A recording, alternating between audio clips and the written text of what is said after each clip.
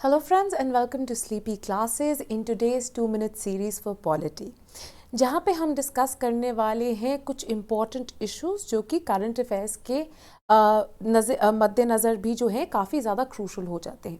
Now before we start that, just to very quickly let you know that batch 2 of all our courses, that is हमारा जो general studies का course है, that is pre plus mains, हमारा जो essay course है as well as हमारे दोनों optionals, that is political science as well as sociology, दोनों के बैच 2 की एनरोलमेंट जो है शुरू हो चुकी है और इनकी क्लासेस जो हैं वो 19 अप्रैल से शुरू हो जाएंगी. राइट, बैच 1 भर गया था and then a lot of kids called in and they are like अरे हमको तो बैच 1 में एडमिशन लेनी थी. So please don't miss out because as soon as the batches fill up we will be shutting down the enrolment. Right, तो आप जो है sleepyclasses.com पे जाके देख सकते हैं डिटेल्स, जहाँ पे शेड्यूल एक्सेट्रा भी लगा हुआ है. अगर आपको और डिटेल्स या और जानकारी चाहिए तो आप कॉल कर सकते हैं in the above given toll free number. ठीक है, साथ ही में आपको वेरी इंपॉर्टेंटली हम बता दें कि हमारे कोर्सेज के साथ साथ ना ही आपको कंटेंट, आंसर इवैल्यूएशन, फीडबैक सब मिलेगा. साथ ही में आपको 2 फ्री काउंसलिंग सेशंस भी मिलेंगे because we understand that how difficult and anxiety ridden this entire process can be. Right, तो चलिए बढ़ते हैं आज के टॉपिक की तरफ वेरी क्विकली. अब न्यूज़ में जो है काफ़ी चर्चा में रहा है the entire issue of socially and educationally backward classes, जिनको हम OBCs जो हैं या अदर बैकवर्ड क्लासेस, ये टर्म जो है ज़्यादा प्रचलित होता है. Now specially in context of reservations जो कि मराठा कम्युनिटी के लिए प्रोवाइड की गई थी इन महाराष्ट्र. राइट, तो उस चीज़ का जो केस है with respect to those reservations, right, appeals against the same reached आपका सुप्रीम कोर्ट. ठीक है, तो इस कॉन्टेक्स्ट में सुप्रीम कोर्ट की जो हियरिंग्स हो रही हैं, राइट, उस हियरिंग के चलते हुए अब हमें ये जानना ज़रूरी होता है कि अब ये जो इतनी डिटेल्ड खबरें आ रही होती हैं, इनमें से आपको वेरी क्विकली स्कैन करना होता है कि यूपीएससी और प्रीलिम्स के लिए क्या रेलेवेंट मटीरियल है. ठीक है, a lot of it is superfluous which has to be discarded, so you don't have to remember each and everything. Right, हर बेंच के हर जज का आप नाम याद करने नहीं बैठ सकते हो. Right, that is not possible. So don't waste your time in that. You have to see कि इससे एक्स्ट्रापोलेट करके, मतलब एक्स्ट्रापोलेट मतलब कि डायरेक्टली भी अगर चीज़ें नहीं दी गई हैं, इनडायरेक्टली क्या क्या रेफरेंसेस जो हैं इसके अंदर पाई जाती हैं, एंड उस एक्स्ट्रापोलेशन से then you can land up on certain important topics जो कि प्रीलिम्स के अंदर आ सकते हैं. Right, and that is why we say कि 2 मिनट्स देखिए, DND देखिए, प्रीमिक्स देखिए, बिकॉज वहाँ पे हम आपको ये एक्स्ट्रापोलेशन दिखाते हैं, सिखाते हैं कि इन डायनामिक चीज़ों से भी कैसे कुछ स्टैटिक के कॉम्पोनेंट्स जो हैं वो रेलेवेंट हो जाते हैं. ठीक है, तो चलिए बढ़ते हैं आज के पहले टॉपिक की तरफ. नाउ वी नो कि 5 जज कॉन्स्टिट्यूशनल बेंच जो है वो बिठाया गया. राइट, अ 5 जज constitutional bench has been set up to look into what it has been set up to look into the validity of what is the Maharashtra state reservation for socially and educationally backward classes, जो कि provide करता है क्या 16% reservation किसके लिए, for the Maratha community. ठीक है, अब जज जो बेंच था उन्होंने क्या बोला, उन्होंने इस पूरी आइडिया को देखा एंड अपनी हियरिंग्स के अंदर उन्होंने बोला कि इनफैक्ट जो मराठा कम्युनिटी जिसको आप कंटेंड कर रहे हो कि सोशली एंड एजुकेशनली बैकवर्ड है, इनफैक्ट ये तो सोशली एंड पॉलिटिकली डोमिनेंट है. डोमिनेंट मतलब ये काफ़ी ज़्यादा पोजिशंस ऑफ पावर पे इस कम्युनिटी के लोग पाए जाते हैं. अब इस खबर से one of the first extrapolations that you should be drawing, इतनी बेसिक चीज़ है, इतनी बार आपने इसको न्यूज़पेपर में पढ़ा होगा in so many things like Sabarimala judgment refer to a constitutional bench. ठीक है, तो ये बहुत सारे केसेस के अंदर हम टाइम एंड अगेन जो है कॉन्स्टिट्यूशनल बेंच का टर्म जो है समझते हैं एंड सुनते हैं. अब हमने कई बार हम मेहनत ही नहीं करते इन अंडरस्टैंडिंग कि आखिरकार ये कॉन्स्टिट्यूशनल बेंच है क्या. कॉन्स्टिट्यूशनल बेंच बेसिकली नाम दिया जाता है to specific benches of whom, Supreme Court of India. किसके, ये सिर्फ सुप्रीम कोर्ट ऑफ इंडिया के होते हैं, नॉट एनी लोअर कोर्ट, जिसके अंदर एटलीस्ट कितने 5 जजेस होने होते हैं. Right, so is there a minimum number, right, a limit set? तो yes, absolutely there is a limit set. What is the limit set? At least 5 जजेस. 5 से ऊपर भी हो सकते हैं, so you can have a 5 member constitutional bench, you can have 7 जजेस का कॉन्स्टिट्यूशनल बेंच, 9 जजेस का कॉन्स्टिट्यूशनल बेंच, 11 जजेस का कॉन्स्टिट्यूशनल बेंच। तो इस तरह से जो है नंबर बढ़ सकता है, बट एटलीस्ट 5 जो है ये होने होते हैं। ठीक है, अब किस केस में कॉन्स्टिट्यूशनल बेंच बैठता है, राइट? कभी भी आप बिठा सकते हैं, जब आपका मन करे तो बिठा दो, नहीं, right? Because obviously we already know and we have seen कि किस तरह से जुडिशरी जो है ऑलरेडी बहुत ही ओवरबर्डन्ड है, ऑलरेडी बहुत सारे केसेस है जो कि ऑलरेडी पेंडिंग है, right? So the rate of pendency is very high. ठीक है, तो there are specific matters, specific instances जिसके तहत जो है ये कॉन्स्टिट्यूशनल बेंचेस बिठाए जाते हैं। ठीक है, तो कब बिठाए जाते हैं? In any of the cases जिनके अंदर एक सब्सटैंशियल क्वेश्चन ऑफ लॉ, मतलब जो आपके सामने लॉ आया है उसको समझने में, उसको इंटरप्रेट करने में कुछ बहुत ही महत्वपूर्ण, कुछ बहुत ही क्रूशियल क्वेश्चंस जो है रेज हो रहे हैं, या फिर these involve what a larger interpretation of the constitution, right? तो हमें जैसे कि पता है कि किसको एक गार्डियन ऑफ कॉन्स्टिट्यूशन की तरह देखा गया है, सुप्रीम कोर्ट को देखा गया है। तो कॉन्स्टिट्यूशन की प्रोटेक्शन की जो बात आती है, as per the power of judicial review, it is up to the Supreme Court to make sure कि जहां पे भी there is any sort of question with respect to interpretation of constitution, हमारे संविधान को लेके अगर कहीं पे भी क्वेश्चन मार्क आता है तो उसके रिगार्डिंग आपका जो सुप्रीम कोर्ट है एक कॉन्स्टिट्यूशनल बेंच जो है वो बिठा सकता है। ठीक है, इस केस में प्लस इन अनदर केस, किस केस में? For the purpose of hearing any reference जो कि की जाती है by the president of India under article 143। अब लक्ष्मीकांत आपकी कुंजी है, लक्ष्मीकांत 2, 3, 4 बार, जितनी बार आपको ज़रूरत है to remember things you have to read it. तो लक्ष्मीकांत के अंदर आपने पढ़ा होगा कि आर्टिकल 143 जो है प्रोवाइड करता है for advisory jurisdiction of the Supreme Court. ठीक है, जिसके तहत आपका जो प्रेसिडेंट है वो किसी मैटर पे एडवाइस सीख कर सकते हैं by the Supreme court, right? तो इसके चलते हुए भी जो है कॉन्स्टिट्यूशनल बेंच बिठाया जाता है। ठीक है, सो ये जो है केसेस हैं, ये जो है सिनेरियोज हैं which mandate the setting up of a constitutional bench.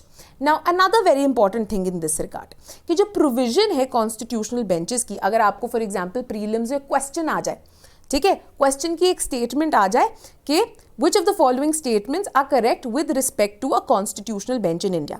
First statement says that at least 5 judges are to be required as sitting on the constitutional bench. Correct. Second statement बोलती है that there is no reference to constitutional bench in the Indian Constitution.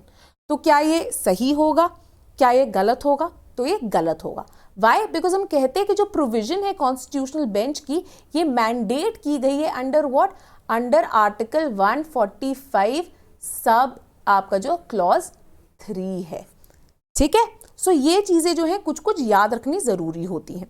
अब third statement एक और आ सकती है कि कौन करता है कॉन्स्टिट्यूट आपके कॉन्स्टिट्यूशनल बेंच को, तो थोड़ा ऑब्वियस होना चाहिए, थोड़ा लॉजिकल एप्लीकेशन होनी चाहिए कि चीफ जस्टिस ऑफ इंडिया जो है इनके पास पावर है to constitute constitutional bench, and इनको ये रेफर करते हैं that this case requires application और understanding of a specific law which is related to the interpretation of the constitution, and hence इस केस के लिए हमें एक कॉन्स्टिट्यूशनल बेंच बनाने की जरूरत है। ठीक है, तो ये पावर किसके पास है? आपके चीफ जस्टिस ऑफ इंडिया के पास है। अब लेट्स मूव ऑन। अब केस के अंदर क्या बोला गया? केस के अंदर जो आपके सुप्रीम कोर्ट का कॉन्स्टिट्यूशनल बेंच है, उन्होंने इनफैक्ट रिफ्यूट मतलब रिजेक्ट की the findings of whom? Of a 2018 report. 2018 report किसकी? Of the MS Gaikwad committee. ठीक है, क्या कह के रिफ्यूट की? इन्होंने कहा कि आपकी गायकवाड़ कमेटी बोल रही है कि Marathas are socially and educationally backward. कहते we don't accept this. Why? Because they said that if you look at the legislatures, right, चाहे वो आपका स्टेट लेजिस्लेचर हो महाराष्ट्र में, चाहे ये सेंट्रल लेजिस्लेचर हो, तो nearly 40% of the MPs and MLAs of Maharashtra इस मराठा कम्युनिटी से आते हैं। राइट, सो अब यहाँ पे क्या इंपॉर्टेंट हो गया, एक कमिटी का नाम हमने देख लिया, एंड कभी कभी जब यूपीएससी के प्रीलिम्स एकदम से कुछ रैंडम फैक्चुअल क्वेश्चंस पूछने लगते हैं तो वो कमिटीज एंड उन किस पर्पस के लिए बनाई गई थी उसमें भी मैच द फॉलोइंग आ सकता है, ठीक है। तो एमएस गायकवाड़ कमेटी देयरफॉर किस लिए बनाई गई थी, ये जो है एक 11 मेंबर कमिटी है जिसको महाराष्ट्र बैकवर्ड क्लासेस कमीशन के नाम से भी बुलाया जाता है, ठीक है। It was headed by whom, it was headed by a retired justice, that is justice Gaikwad, right. और इस कमिटी ने क्या कहा था, इन्होंने डिक्लेयर किया था मराठा क्लास को as being socially and educationally backward, and SEBCs होने के नाते वेरी इंपॉर्टेंट आपको क्या मिलता है, जिसको हम कहते हैं कोटा, रिजर्वेशन और अफर्मेटिव एक्शन, जो कि प्रोवाइडेड है किसके अंदर, कौन से आर्टिकल्स हैं ये है आर्टिकल्स 15 क्लॉज 4 एंड 16 क्लॉज 4, मतलब आपकी एजुकेशन के लिए एंड आपकी पब्लिक एम्प्लॉयमेंट के लिए, ठीक है। इन दोनों जगह जो है आपको रिजर्वेशन मिल जाती है। अब इसी केस से जब हम बात कर रहे हैं OBCs की भी, राइट, तो यहाँ पे एक चीज क्या मेंशन करनी जरूरी हो जाती है, specially when we are looking at reservation for OBC, ये रेफर करता है, जो केस था इन्होंने भी एक प्रायर जजमेंट को रेफर किया which is seen as a landmark judgment when we talk of reservation, और कौन सी है ये, इंदिरा सहानी जजमेंट। प्रीलिम्स के मोटिव से, मेंस के मोटिव से ये कुछ जजमेंट्स होनी होती है जो कि आपको हमेशा याद रखनी है, right. These are seen as landmark judgments, as judgments जिन्होंने चेंज किया है the course of polity in India, ठीक है। इंदिरा सहानी जजमेंट को पॉपुलरली हम और किस नाम से जानते हैं, this is known as the Mandal judgment, क्योंकि मंडल कमीशन की जो रिपोर्ट आई थी वो एक्सेप्ट की थी VP सिंह ने, जिसके चलते हुए ये केस जो है सुप्रीम कोर्ट तक पहुंच जाता। अब as per this Mandal commission Supreme Court ने क्या किया था, 92 का जो ये केस आया था इन्होंने अपहोल्ड की थी कितनी, 27% reservation for OBCs in both public employment as well as the education का एरिना। However, एक जो इसके अंदर इन्होंने क्वीट डाला था, क्वीट का क्या मतलब होते हैं, कंडीशन, ठीक है। सो ऐसे छोटे छोटे वर्ड्स आप याद कर सकते हैं, दे रियली हेल्प जब आप ऐसे लिख रहे हैं, आंसर्स लिख रहे हैं, right. So they add to how you write and the kind of way in which answers really emerge to your examiner, ठीक है। तो ये कंडीशन क्या थी, ये कहते हैं OBCs को जरूर मिलेगा, बट इसके अंदर जो क्रीमी लेयर है उनको ये बेनिफिट अवेलेबल नहीं होगा, ठीक है। ये क्रीमी लेयर क्या है कि बेसिकली एक फॉरवर्ड सेक्शन जो कि among the backward classes belong करता है। इसका एक एग्जाम्पल फॉर एग्जाम्पल हम देख लेते हैं कि बैकवर्ड क्लासेस से someone gets selected in UPSC and वो बन जाते हैं IAS ऑफिसर, राइट। तो वो एक सर्टेन ऑल इंडिया सर्विसेज का हिस्सा आ गए, एक सर्टेन इनकम कैटेगरी का भी हिस्सा आ गए, तो उनके जो बच्चे हैं वो क्रीमी लेयर का पार्ट माने जाएंगे, right. And therefore they won't be able to avail of this benefit of reservation जो कि OBCs को प्रोवाइडेड है, ठीक है। एट द सेम टाइम एक और चीज जो कि इन्होंने रूल की थी which is very very significant is कि इन्होंने एक लिमिट, एक कैप लगा दी थी कि आप कितनी रिजर्वेशंस कर सकते हैं। तो इन्होंने क्या कैप लगाई कि 50% जो है उससे एक्सीड नहीं होनी चाहिए। However we have seen in lots of circumstances जहां पे अब जो है बहुत सारे केसेस भी चल रहे हैं, जैसे कि तमिलनाडु के अंदर 69% रिजर्वेशन जो है एग्जिस्ट करती है।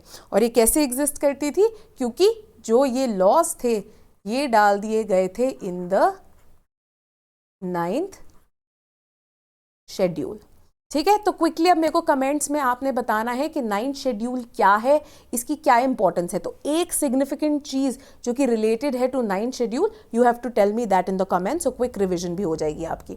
अब इसी OBCs एंड रिजर्वेशन से एक और इंपॉर्टेंट चीज जो कि काफी न्यूज में है is with respect to sub categorisation, ठीक है। अब सितंबर 2020 में अनदर कॉन्स्टिट्यूशनल बेंच जो है उन्होंने एक लीगल डिबेट जो है रीओपन कर दी थी, किसके regarding, with regard to sub categorization of schedule caste, schedule tribes as well as OBC communities के रिगार्डिंग, ठीक है। अब क्या है ये आर्ग्यूमेंट फॉर सब कैटेगराइजेशन, ये कहते हैं that when you look at the OBC community at large, ठीक है, तो अभी हम पहले ओबीसी कम्युनिटी की बात करते हैं। कहते हैं ओबीसी कम्युनिटी को फॉर एग्जांपल आप देखते हैं, उनके लिए रिजर्वेशन दी गई है ऑफ 27%। ठीक है, हमने क्रीमी लेयर को निकाल दिया, but within the OBC community also there can be numerous communities. ऐसा तो नहीं है कि पूरी ओबीसी क्लास जो है एक होमोजीनियस कैटेगरी है, या एससी जो है एक होमोजीनियस कैटेगरी है। उनके अंदर भी मल्टीपल सब कास्ट, मल्टीपल जातिज जो है एग्जिस्ट करती हैं, राइट। सो आप इमेजिन कीजिए दैट अगर एक ओबीसी ग्रुप है, सो इमेजिन कीजिए that there is a sub caste और a sub community A, there is B, there is C, there is D, E, right. So on जो है वेरियस सब कम्युनिटीज हैं, राइट। अब क्या होता है, ये कहते हैं that we also have to make sure कि जो रिजर्वेशन मिल रही है, सारी reservation is not being cornered by a particular subcaste, कि जितनी रिजर्वेशन मिल रही है उनमें से 90% जॉब्स जो है सिर्फ कम्युनिटीज ए एंड बी ले गए, एंड बेचारे सी डी ई जो है फिर से पिछड़े के पिछड़े रह गए। तो अब क्या हो जाता है कि अब विद इन ओबीसीज भी जो है एक हायरार्की बन गई, that some have been able to take more advantage whereas others जो है वो एडवांटेज नहीं ले पाए हैं। तो एक ये रैशनल बताया गया है for initiating this exercise of sub categorisation. अब इस रिगार्ड में एक और कमीशन जो है इंपॉर्टेंट हो जाती है, which is the justice Rohini commission, right. As the name itself suggest, it is headed by retired justice Rohini, जो कि बनाई गई थी 2017 में। 2017 में ये बोला गया था कि 12 हफ्तों में आपने रिपोर्ट देनी है, और ये अभी तक अवेटेड है, एंड होपफुली इन 2021 जल्द ही जो है ये आ जाएगी। ये जो रोहिणी कमीशन है, right, it's a 2 member commission जो कि कॉन्स्टिट्यूट की गई थी for this purpose only of sub categorization. And in fact a very important finding जो कि इसके डेटा सर्वे में आई थी, तो इन्होंने अराउंड 1.3 लाख जो सेंट्रल जॉब्स हैं उनका सर्वे किया with respect to OBCs, right. और इन्होंने जो है ये बताया that nearly 97% of all the jobs as well as educational seats also, अगर हम सेंट्रल गवर्नमेंट के वेरियस इंस्टीट्यूट्स की बात करते हैं, एंड वहाँ पे जो जितनी भी ये एजुकेशनल सीट्स हैं, राइट, तो उनमें से 97% जो है have just gone to 25% of the subcaste जो कि ओबीसीज के बीच में से आती हैं, राइट। सो वही जो मैंने एग्जांपल दिया था कि अगर ये 5 कास्ट है तो सिर्फ ए एंड बी जो है इनके पास 97% of the seats and jobs हैं, सी डी ई बेचारे उनके पास हार्डली 3% जो है शेयर आ गया है, ठीक है। तो इसी को एनालाइज कर रही है आपकी जस्टिस रोहिणी कमीशन।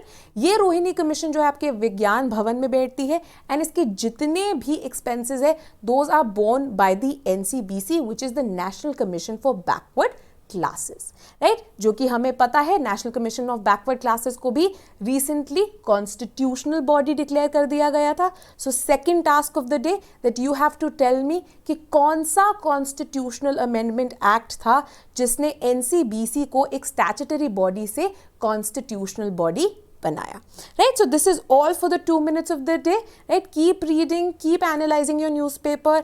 हमारे जो वेरियस फ्री कोर्सेज हैं, चाहे वो हमारा सुबह आता 2 minutes हो, राइट, दोपहर को हम मेंस के क्वेश्चंस आपके साथ लाइव डिस्कस करते हैं। तो ये मत सोचिए बस प्री की तैयारी करनी है, प्री की तैयारी कर ली अगर मेंस में रह गए देन व्हाट्स द पॉइंट, ठीक है। So this is a very good opportunity for you, live discussion of questions and answers. So join us for that also eight 12 PM every day. 4 बजे डेली न्यूज़ डिस्कशन होती है, and 10 बजे as usual आप सबका favourite premix आता है, right. So that's all for now, thank you and keep watching sleepy classes.